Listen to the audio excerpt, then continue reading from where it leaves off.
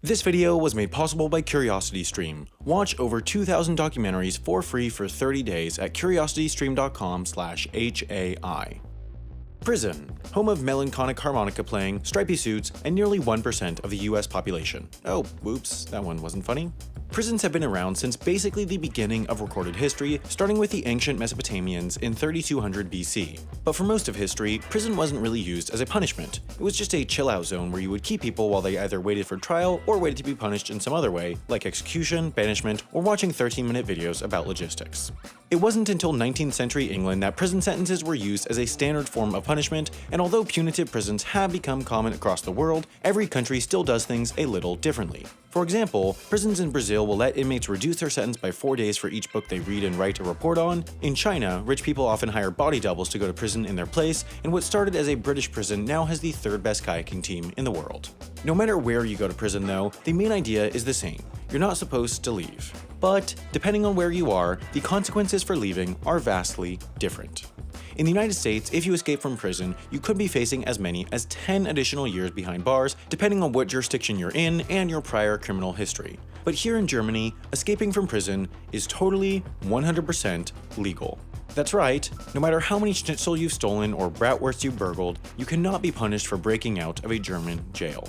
You see, all the way back to the 1800s, the legislator of what was then the German Empire, the Reichstag, decreed that all people have the right to seek self-liberation and therefore should not be punished for escaping prison. Today, over 130 years later, that law is still in effect. And it's not just Germany. Austria, Belgium, and Mexico all have laws saying you can't be punished for a prison break.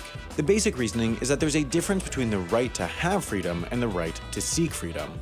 Kinda like how this video has the right to try to be funny, but it doesn't have the right to actually be funny. When you commit a crime, you forfeit your right to have freedom, which is why the government can lock you up. But these countries believe that people always have the right to seek freedom. As a Mexican Supreme Court judge put it, the basic desire for freedom is implicit inside every man, so trying to escape cannot be considered a crime. There are, however, a few caveats. If, after your escape, the police find you, you can still be sent back to prison. Escaping doesn't mean your sentence goes away, it just means that they can't add on any extra time for the escape.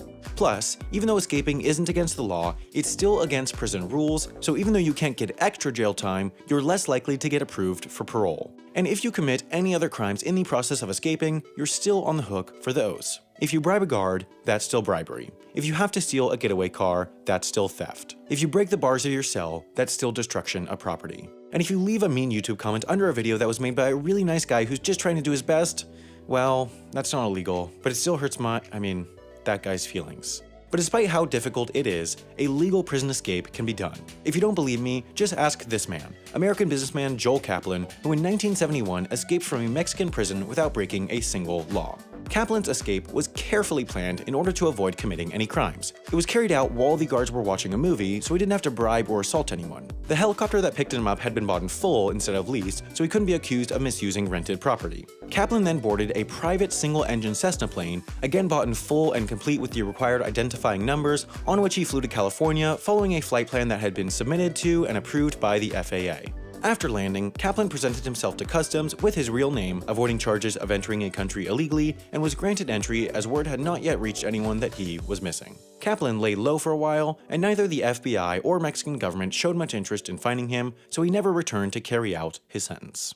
While he was laying low though, he probably had a lot of free time he could have used on getting edumacated if it wasn't 1971. Luckily, you live in at least 2015, so you know words like Roku, Android, Xbox One, Smart TV, iOS, Chromecast, Amazon Fire, Amazon Kindle, and Apple TV, which are some of all the different places you can watch documentaries using CuriosityStream. They have over 2,000 non-fiction documentaries from some of the world's best filmmakers like Derek from Veritasium, who made a documentary called Vitamania on the $100 billion vitamin industry, which you can watch on CuriosityStream.